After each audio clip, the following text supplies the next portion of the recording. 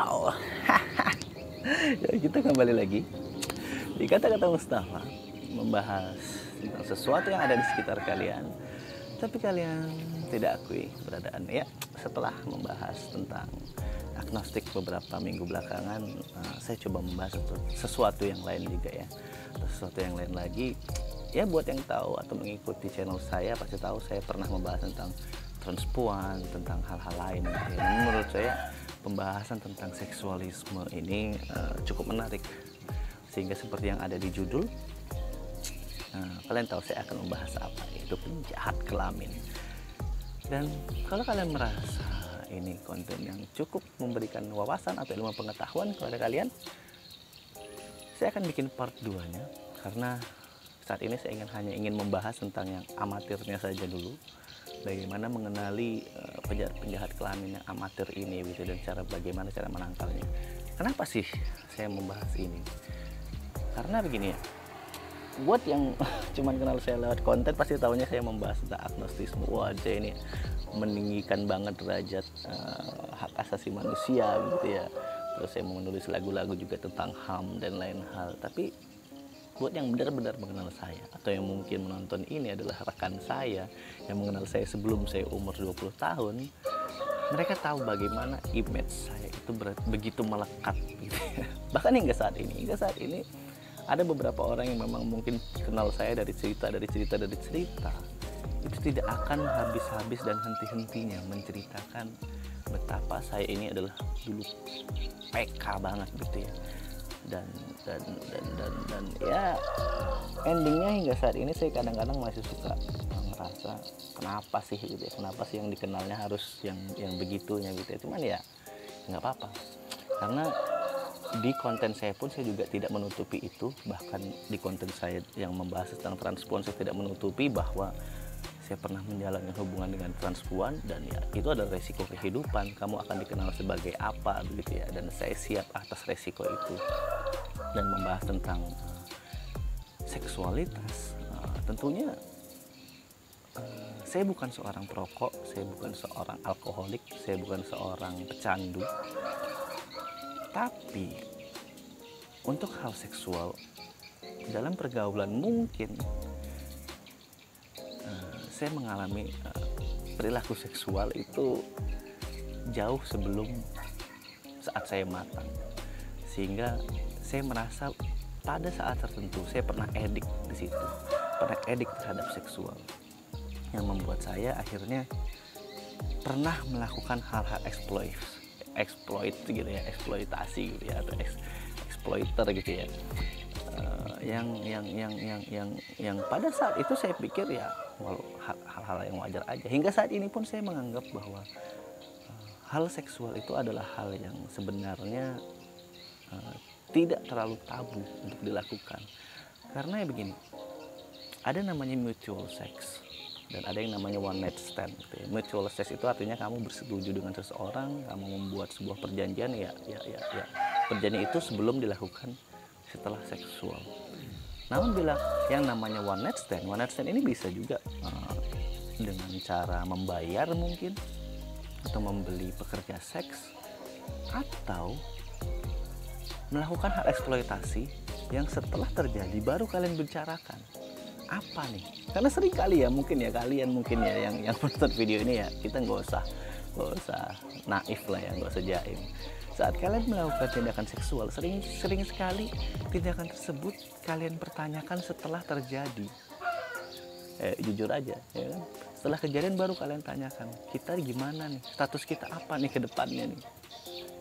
Harusnya bila kalian ingin itu jadi sebuah mutual atau sebuah relationship, hal tersebut ditanyakan sebelum kalian bersetuju untuk melakukan itu. Atau setidaknya memang kalau kalian ingin simpan itu untuk suami kalian atau untuk istri kalian, ya ditolak saja. Namun hal-hal eksploitasi yang dilakukan oleh penjahat kelamin ini ada saja caranya gitu ya. Bahkan yang terparah adalah membuat atau membius atau bahkan membuat mabuk seseorang begitu ya. Dan ini ya jujur aja, kita nggak usah naif juga. Hal ini juga dilakukan oleh gender yang berbeda. Kalau memang penjahat kelamin ini sering melekat pada sisi pria, tapi ada juga kok wanita, dan ya terserah kalian mau percaya atau tidak, saya banyak menemukannya gitu ya, yang ternyata kita sama-sama exploiter gitu ya, sama-sama bisa mengeksploitasi, yang si perempuan ini adalah hyper, yang si laki-laki adalah edik begitu ya. Jadi cocok, tapi saat bertemu mereka saling bertanya nih, akhirnya saling bertanya, ya kita kayak gini terus, ujung-ujungnya apa begitu ya, dan itu tetap dipertanyakan. Nanti juga akan saya pertegas kenapa hal ini begitu saya rasa penting untuk saya bahas. Jadi penjahat kelamin amatir ini sebenarnya sangat mudah ditemukan karena hampir ada di setiap saat. Dan untuk pergaulan atau ruang lingkup kehidupan sekarang, sepertinya perilaku seksual ini sudah hampir terjadi oleh banyak orang di usia muda.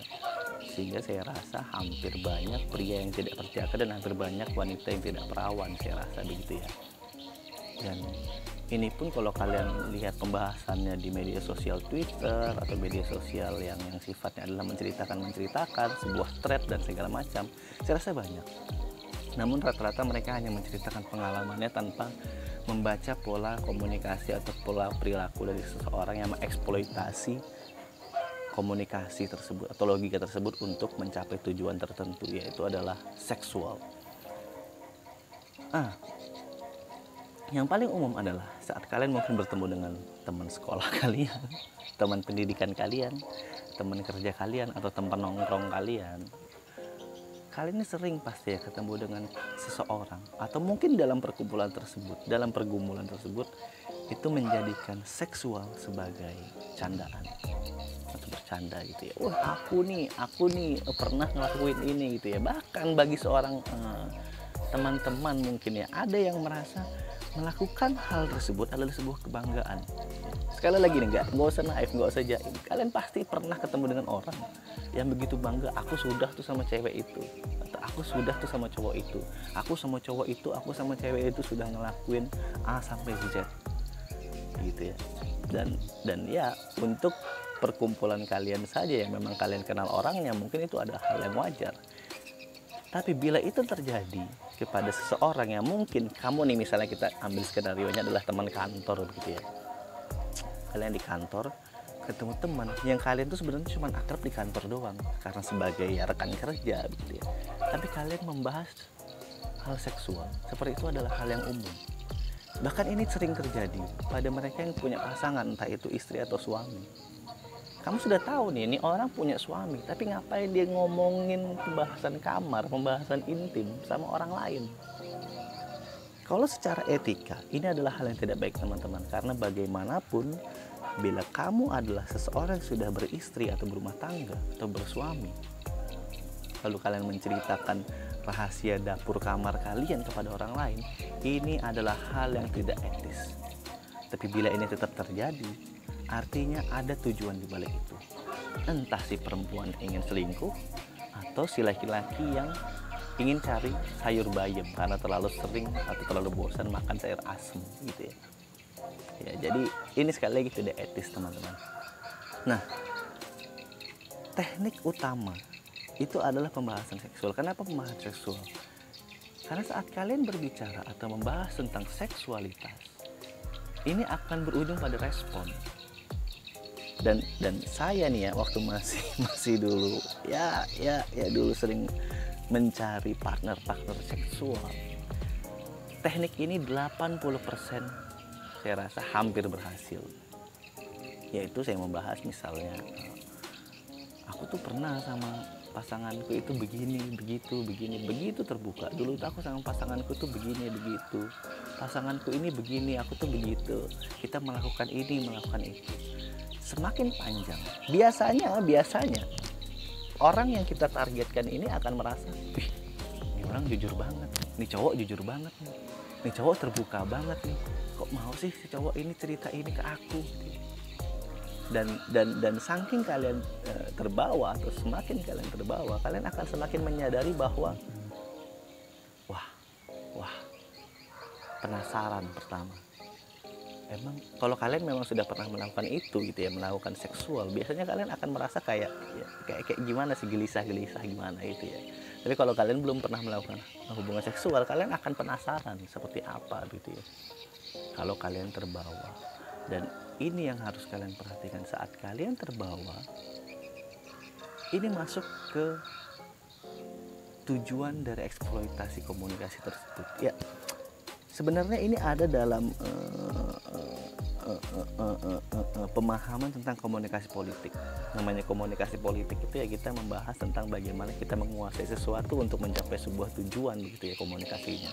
Dan di dalamnya ada yang namanya eksploitasi logika, di mana kita memutar banyak logika agar orang ini satu pemahaman dan seiring terbawa dengan komunikasi kita seperti itu. Dan hampir semua penjahat kelamin amatir itu menggunakan teknik komunikasi politik eksploitasi logika ini untuk mencapai tujuannya, untuk mencapai atau mencari partner seksual yang hanya temporer begitu ya. Dan bila kalian terbawa, ya jelas pembicaraannya bisa sekedar one night stand, pembicaraannya sekedar sama-sama senang aja, sama-sama mau, sama-sama suka. Dan ini kenapa saya ingin bahas? Saya masih sering dengar curhatan orang yang dia sebenarnya menyetujui untuk melakukan ini atau melakukan mutual sex ini, yang sifatnya mungkin hanya one night stand atau several weeks, beberapa minggu atau beberapa waktu, itu menyesali perbuatannya atau malah menganggap orang yang mengeksploitasi ini adalah seorang predator seksual. Dan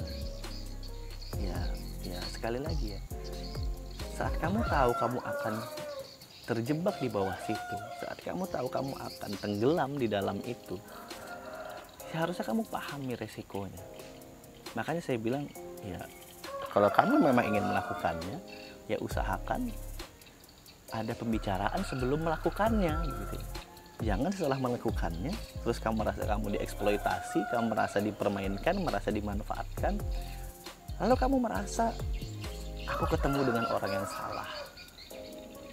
Dan ini yang agak menggerutu di dalam diri saya, karena saya masih sering aja ketemu teman-teman atau rekan-rekan yang ngecurhat ke saya, bang atau bro, aku habis dianu nih sama pasanganku.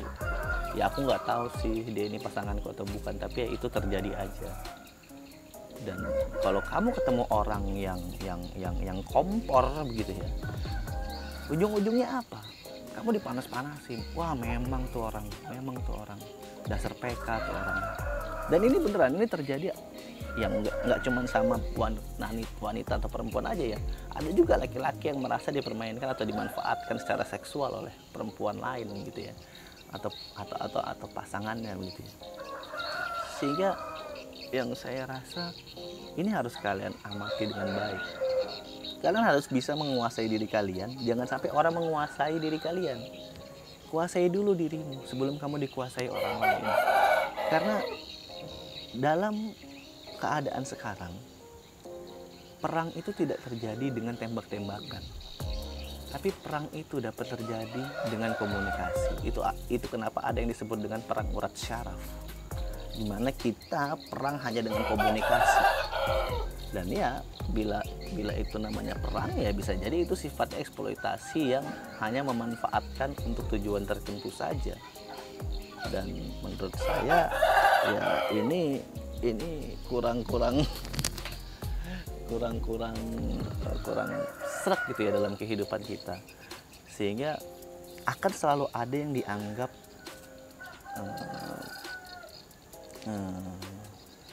pemanfaat atau yang memanfaatkan keadaan, padahal sebenarnya kita bisa menangkal tindakan-tindakan tersebut. Dan ya menurut saya lucu aja sih, masih dalam keadaan sekarang yang begitu terbuka ada orang yang masih menganggap wah aku dimanfaatkan nih, padahal sebelum dia terjerumus ke dalam situ dia bisa menangkal itu gitu ya. Dan kalian harus pahami, tindakan seksual semacam ini, tindakan penjahat kelamin yang amatir ini, itu sangat umum ditemukan.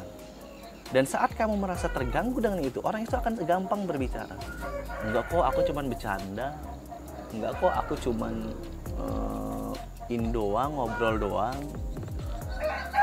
Dan saat kalian anggap itu sebuah candaan, next time terjadi hal yang serupa dan dia mencoba lagi dan lagi, ya akhirnya itu terjadi saja gitu ya. Dan kamu anggap itu sudah obrolan aja. Padahal biasanya nih ya, penjahat kelamin amatir ini atau mungkin orang yang baru melakukan hasrat-hasrat seksual ini, itu seringkali teman-teman, dia itu penasaran. Dia itu penasaran dalam artian coba kayaknya orang ini masuk dalam fantasinya gitu ya, dalam masuk imajinasinya. Dan ya kita nggak memungkiri sih, kadang-kadang penjahat kelamin ini bisa ada dalam berbagai macam jenis pakaian. Entah yang kita lihat nih kayaknya orang alim deh, gak mungkin lah kalau dia bikin mengeksploitasi kita. Nih kayaknya orang ini kayaknya jujur deh, gak mungkin dia mau memanfaatkan kita untuk berhubungan seksual. But bila itu terjadi beberapa kali dan itu terjadi begitu intim pembicaraannya, ya kalian harus berhati-hati teman-teman, karena sekali lagi penyesalan selalu datang belakangan. Ciao.